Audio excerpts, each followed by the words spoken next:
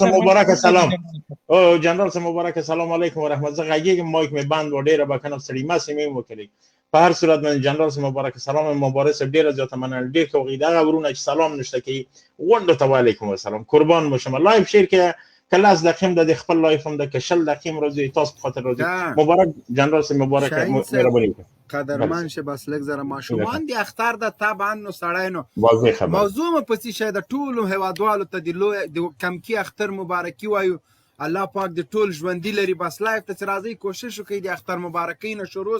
تیر سي د ډایرکټ په باندې ورغر وهي مخکې منتقم صابر صاحب نیم ساعت کې لا اختر مبارکي وکړه الله دې سره خو کی د مونږ له خادم د اختر مبارکي موضوع مکلک زره تر خانه موضوع جنرال صاحب مبارک په دغه ورځ کې چې اختر د خلک د خپلوانو کرځي د ټومي مو په دغه ورځ نه استفاده کړې ده تللی د خلک ته غفیات غږی چې شد نه لري چې راووزه او دا روزانه ایران منډي دا د چټلې خبره غو د فیسبوک کنه غواړم دغه نوم ناشنا غوند راته ښکاری محب ټامی د کوم جدا دغه جنرال صاحب یو وخت په لغمان کې وخزه کړی وخزه طلاق کړه بیا یو امریکایي خزه وکړه په باګرام کې هغه د بل چا خزه دغه ځنه بیا په امریکا کې سفیر و دغه ځنه سراغ خو خلاص د امریکایي سفیر یا د خو په اخر نه زه دا نه وایم افغانای دا ک امریکایي د محب نه هغه امریکایي ډول افغان ده یعنی وای هغه طلاقیه ده هغه خزه چې امریکایي ده بالکل جنرال صاحب وای د خدای خانه خراب کینو شاهین صاحب ته خدای تاسو په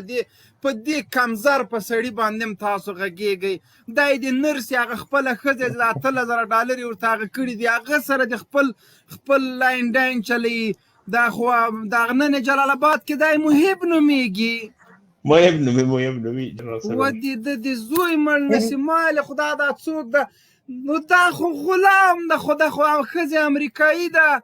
دا غ ټرامپ سره چې په 1 کیلومتري کې سلفي وستل هغه بیا ده کنه اماغه د جنرال صاحب هغه د سلفي نه فرض درته کوي او کنه هغه محب ده هغه چې ویلې چې اناس حقانی مسرا کرخه ده دانه خو کو هغه خو نه یاده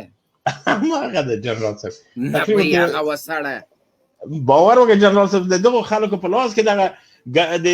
د قدرت ګډۍ د دې په لاس کې ده دغه نن هم څر ننګرهار کې ویلو چې امریکایان روان دي ځتینو مونږ وساغه څوان او قدرت نه یادو دغه محب یاده همدغه د جنرال صاحب همدغه وای خانو د خنن د ننګرهار خلکو ته ویل چې تاسو تکړه سي فیسبوکونو ته کاش ورکوي اوس خبره فیسبوکو ته راغله خبره د دفاع نه خبر وتلی د جنگ نه خبر وتلی فقط فیسبوک ته راشه کنځلې یو خبره بل مکرله شاهین صاحب وای دا زه د زری موټرم راټول کی زتی وای نو لخير وز د خلکو زه د زری موټر راټولې ک څنګه خدا خو پیسې امریکا په و درولې اوس د دوه د خلکو موټر راټولې د خلکو نه ذاتی ګدوي کی چې تجاران لرو پیسې برا کی امریکا پیسې په و یو خبره بلم شاهین صاحب وکړه وای د طالبان په وخت کې خلکو وچه ډوډۍ نه درلوده اوس وای ټول میلیونران دي نو دا به د کلینر دی سناد مجلس وکیاغه یادی رئیس یادی دا هغه پاروکش د سناد مجلس هغه چې د رئیس پارلمان هغه یادوي او بل هغه مسلمیار هغه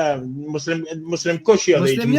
مسلم هغه به د طالبان وخت کې ډوډۍ نه درلوده اوس هغه د سناد مجلس رئیس د میلیونر ده دغه خبره خیبیا اختیا کړي خود یو فکر دی کوي دغه اشاره محب ته هغه تم کړی د امرالله صالح ته هغه وای د جهاد په وخت کې چې مجاهدینو به سیګریټ ووهه بیا به دا سیګریټ خطا کده به دا فلټر راواخیسته دا به یې ولګوه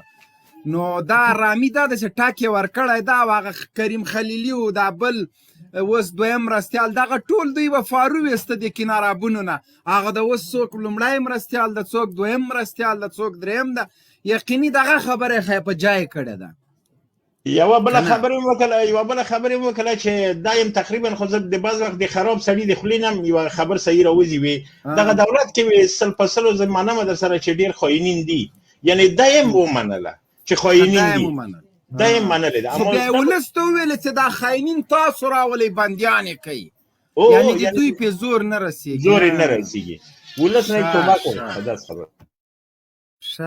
ولا نو خو یو بل خبره مکړه گاونډای هیواد کا واخه جوړوي نو واښه خوري نو آیټم جوړوي. نو موږ هم باید ځان یادو چې موږ هم باید دا وچ هغه شیان میان وخورو، نو موږ وایو وینه څه کم یو. دا خبره هم ده صاحب. دغه خبرې مو کله عمري کې دا ور د مایک خلاص کې بیا د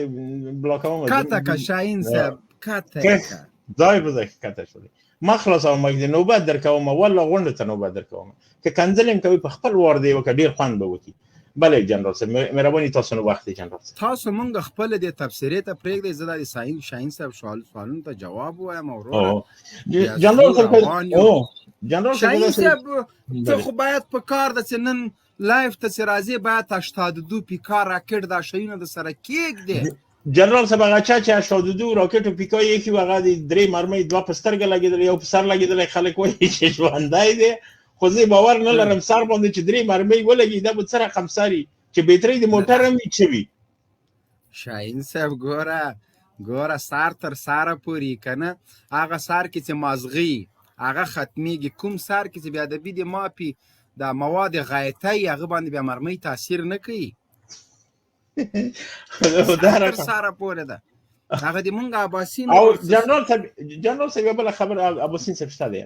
اباسین صاحب راځي یا جنرال صاحب بله خبر د دوه ځنه که موږ تاسو وګورو ګوره په افغانستان کې مجاهدین زخمی شول، طالبان زخمی شول، یو نفر په شفاخانه د امنیت ملی کې تداوی نشو، اما دغه منان 11 چې دا ولګېدل ځای په ځای امنیت ورمنډه کړ چاله قومندان د موږ زخمی شو، هغه تداوی کړه او تداوی پټ روانه ده، مرګ پټ روان ده او هر شی پټ روان دي. دغه نه د سویدا نه ده چې دغه یک بام دوا یعنی دغه نفر خاص وایدا او موایدا پرېږده. طالب د حکومت دښمن ده، منان 11 د حکومت قومندان ده. باګرام کې خپل خونه ده، انټرنیټ ته خدای ته وګوره دغه پیکا او راکټ ول اکثریت د انټرنیټ ډیر قوي ګوره پوه نو سړی حیران پاتې چې ښه منان 11 کته په سنگر کې توپک او راټ 82 سره راځي، نو طبعا په داسې یو منطقه کې چې هغه د حکومت له ساحې باید د باندې وي که نه، نو هلته داسې یو سلو کې انټرنیټ له کومه سوسیدې تا ده.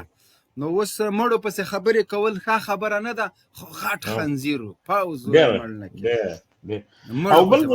او بل جنرال صاحب بل خبر خیر د خبر د موضوع نه لګوزو دغه څوک چې راضي خپل عقل نه لري ټیم په سلا باندې ورکوي یا مثلا شاته یې یا بغل ته یې یا مخ یې یا اشتادوده یې دا د مونږ نه لري چې یعنی زه شي نه لرم چې په سر کې نشي د دغه اشتادوده نه وډور شي. خو خیر نه براتي او همدا خو ما درته چې مړ په خبره په کار نه دي کنه دا اصلا د غلای پرونی سي دي شاهین صاحب دا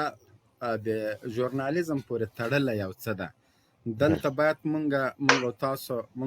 الحمدلله هوښیار خلک یو، مونږ چېرته منان 11 چېرته ورسره برابروم الحمدلله د مونږ په سار کې مازغه دي او هغه چې له ټوپک راکټ سره راځي هغه منې که زه په سړیو کې حساب کوم خو نو دا لایب